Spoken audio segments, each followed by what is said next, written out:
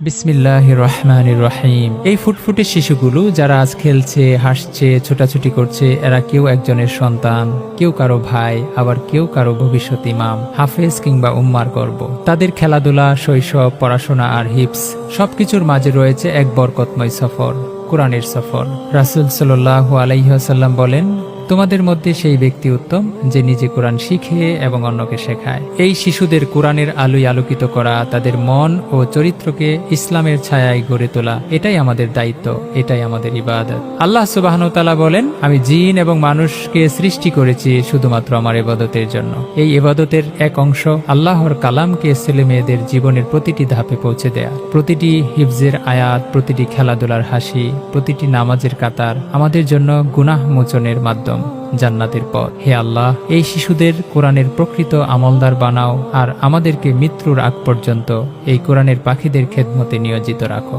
আমিন।